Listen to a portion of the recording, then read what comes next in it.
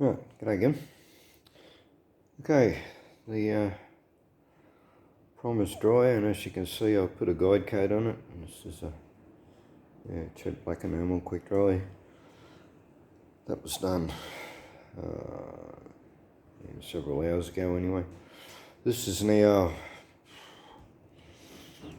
not quite 48 hours, I suppose it's probably 38 hours since I painted it. Since I primed it, I mean, and yeah, 2-pack primer with a hardener, and yeah, we had quite a warm day yesterday, and so yeah, I'm quite happy that it's dried and set properly, and yeah, ready to go. And just going to give you a bit of a rundown, especially if you've done paint wet before, you'll know all this anyway, but yeah, if you're new to this, I'm just going to show you why you rub your putty, why you rub your primer, why you guide coat it, and there should be some evidence of why you'd use a 2-pack rather than an acrylic. Alright, we'll get into it.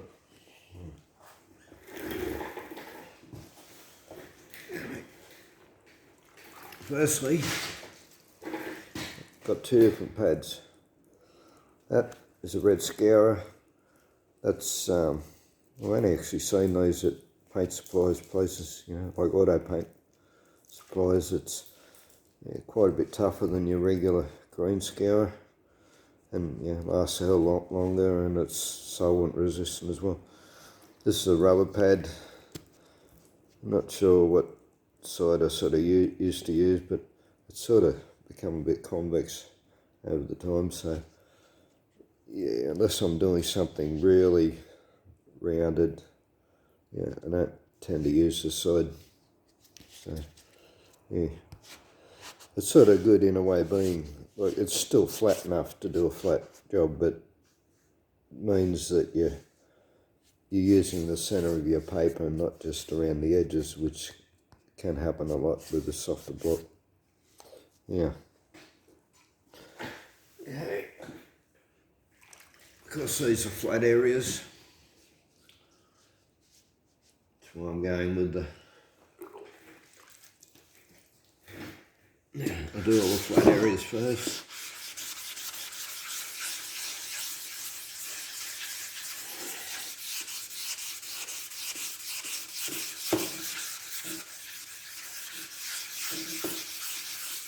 Let me show you something. Now what you're looking at here, I hope the camera's actually picking it up. I need to actually get a bit closer. Let's pull you down a bit.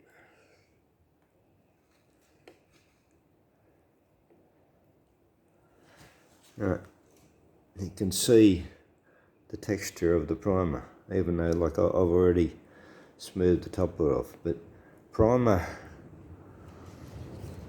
not really a liquid, it's a powder suspended in liquid. So thin it down all you like, it's not going to come out smooth. You have to rub it. Rub it smooth. And I'm using a 600. This is also from Paint Supplies. I found that you get better quality paper. It's more even in its grit, and it lasts a lot longer if you get your paper from the Paint Supplies. And just lately I'm finding it's cheaper as well, like $1 a sheet cheaper. So yeah, that can add up pretty quickly. So as we rub it down, right, what you're going to see here,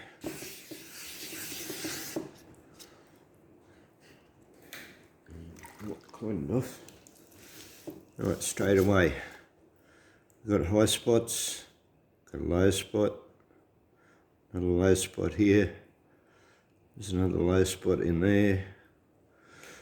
Like this, when I say a low spot, it'd be not even half a mil. lower. Yeah, like the low spot is bugger all really, but it's enough that, yeah, when you finished it and you polish it all up, it's enough to see. You can see it wavy, you know. As I said, you can't feel it, but in your final gloss you'll see it. So, yeah, it's another reason, like I've put, 3 coats on most of this. I've gone up to 6 in some places because I knew there was a bit of unevenness. And the other thing you'll see is that I'm rubbing in different directions. Even though I've got a flat block, if I rub in one spot, I'll cause a flat. So you can see it more now, see? We've still got low spots and a high spot. So we're finishing levelling it out. This is, another reason why I use a 2-pack primer, because it won't reform the shape. It won't go unlevel again. Once it's flat, it's flat. It stays flat.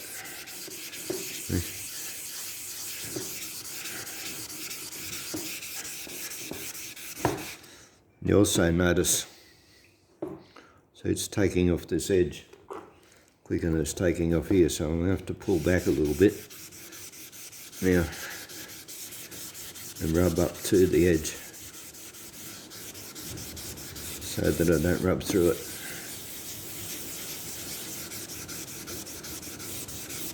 So what I'm actually doing here now, see, I've got rid of that, almost that low spot. There's still a little bit over here, but we've got the low spot here. Now if I keep rubbing it, by the time I get it smooth, I will have rubbed through the edge. So basically I've got to take down this side to match it.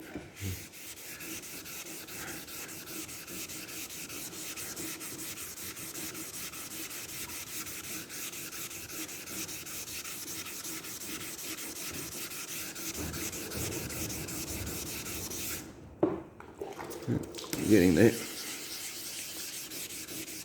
It's nearly time to change the paper too. I've already rubbed one whole piece with this paper. This is the other thing too, get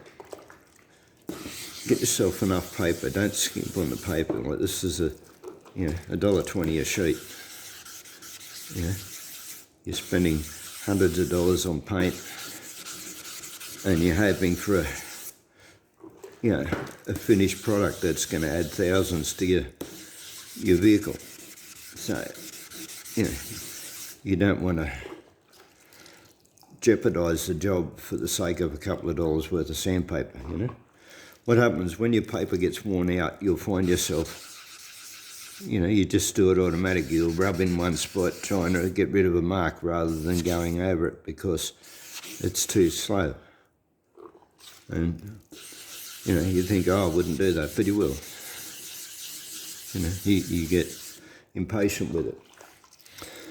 Here's another reason for using 2-pack and for rubbing it back. See the scratch in there? See the line? Now, somewhere in here, I don't know where, there were some really deep scratches, which I rubbed firstly with the 80 grade, to take it down quickly because they were really deep. And then I went over it with the 240. But obviously, see, this is either an original scratch or it's more likely an 80 grit scratch that I've missed when I'm doing the 240. But see, the 2-pack primer will fill that.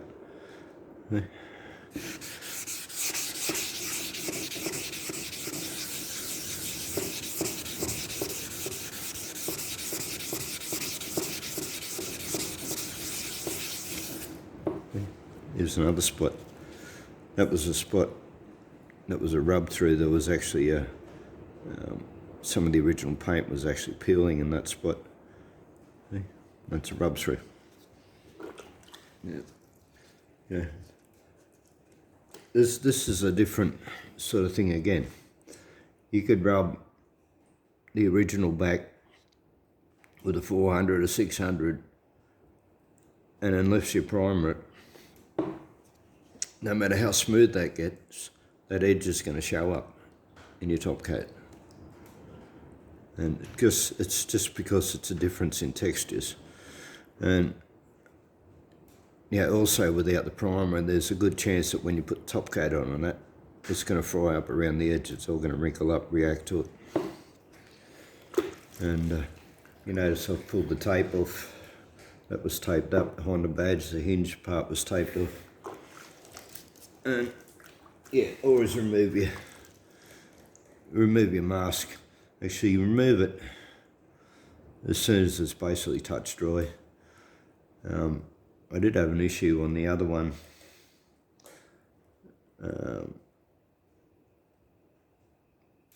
Yeah, where it's like only half it's painted, and I had to tape up along it. And because I'd left it to dry completely, when I peeled the tape off, well, I got lucky. It didn't actually peel the primer back off the surface, but some of the primer was stayed sort of jagged.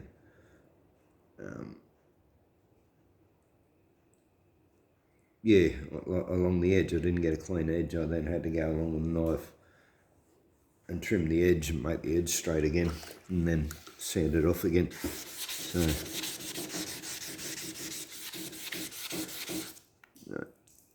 So if this badge was level, I'd be going like this.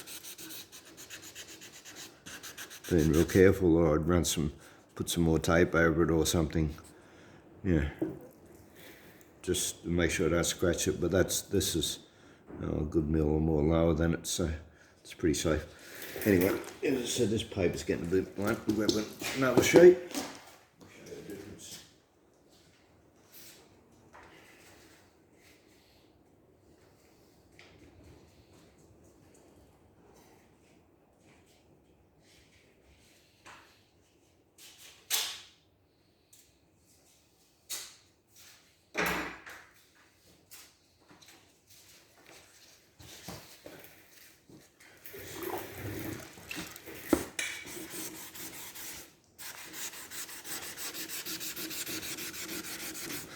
Now, if I was using a soft block here, there would be a risk of scratching that badge, but because I've got, this is even though it's rubber, it's still fairly firm.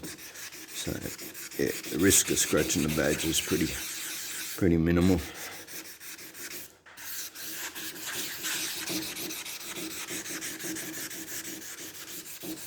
When you're rubbing around square edges too,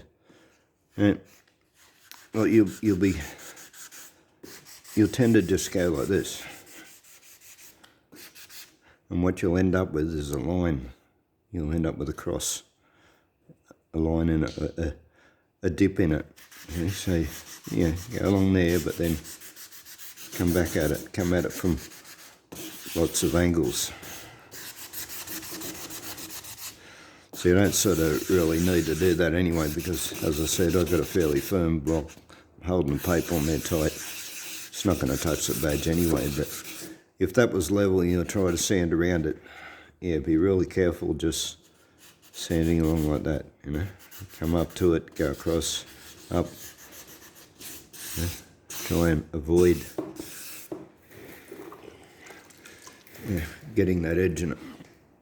And hopefully you can see the difference already just by putting a new bit of paper on it. Now that paper, yeah, it's already done an area as big as this, and it's already starting to wear a bit. Sorry for bumping that.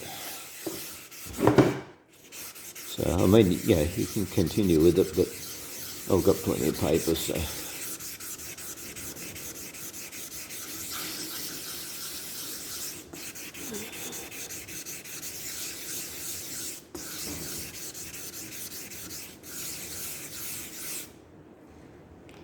And you keep using plenty of water. Whenever you're sanding anything, really, don't just use your fingers. You know, you'll end up with getting finger marks in it. Always use something under it. Yeah? And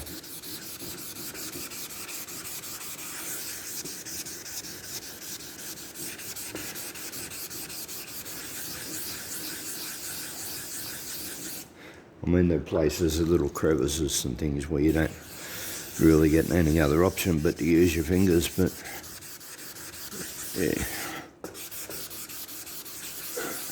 And how do I know that? I've done it. I've left finger marks in jobs, and I've learnt from my mistakes. Now, go to the other bit now. Show you this. What are you doing? Actually, no, I won't show you that yet.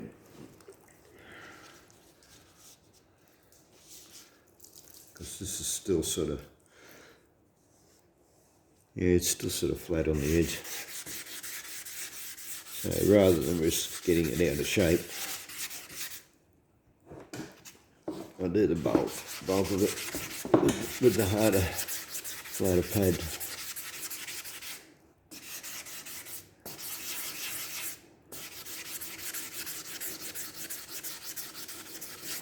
And notice I'm not going over the edge, I'm only going up to the edge, because the harder pad will wear the edge away. Okay, now we'll change over to this pad. Good thing about this scour too, what I like about it too, it does tend to hang on to the paper fairly well, and it stays very thick. As I said, your green supermarket scours sort of, well, you can get by them, but they sort of deteriorate very quick, and they're a whole lot thinner. They're not as stiff as these. Yeah, very quickly along the bottom. As I said, you see I'm not going over the edge. Well, there's no paint on there anyway, but yeah, it rubbed it off real quick. And try and use, even with something like this, even though you've got a pad on it, don't use your fingertips, because you'll put all these little, low indentations in it. Well, not really indentations, but yeah, you won't get it flat. Use the palm of your hand. Don't just rub in one spot, and try to, not where you got a bend like that, don't go along the bend, because you can put, flats in it. You can sort of, but don't go like that either. Go diagonally across it. Go back and forth. It keeps it even, and it also means, see, I've gone over that bit, and straight away, when I'm standing back here, I'm looking at this bit that I've just done. See, and I can see there's still a little bit of guide coat there. So come back over that.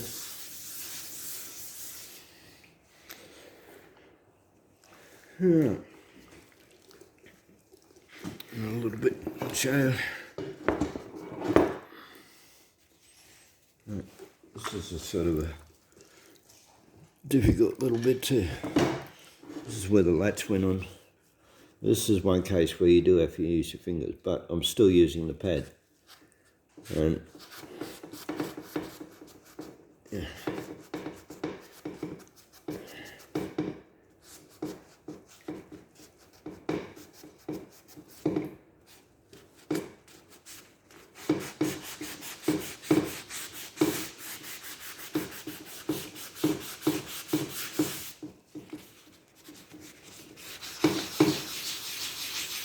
I've rubbed up to the edge.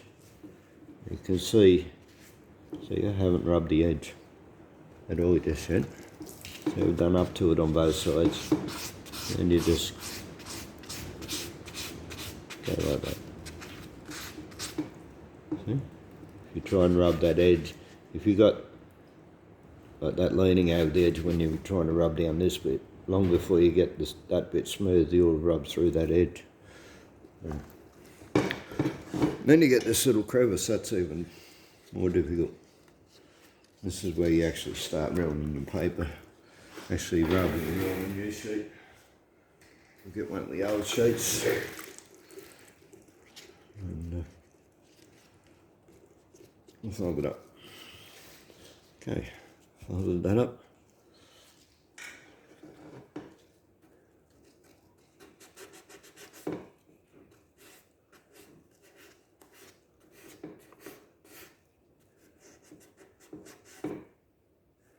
You're never sort of going to get into that edge. So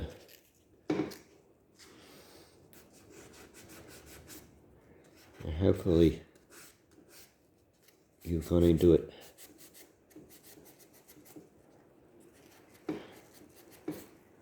Enough when you're scuffing it, and you've cleaned it well enough so that your paint is not going to peel off in that little corner. That's always a risk, and there's really not a whole lot you can do about it other than try and clean it with your thinners and a brush and stuff like that, because you just can't get the paper in there without getting all of this out of shape.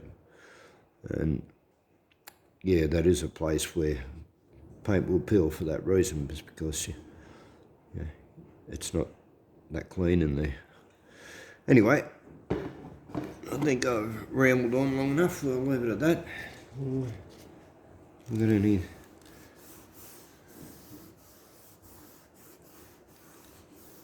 Yeah. I don't know if I showed it in the other video where I think I did, where I rubbed out those big heavy scratches, but I can't even tell where they are now. Even without rubbing the primer, I can't tell where those scratches were. So, yep, they've disappeared. Alright, and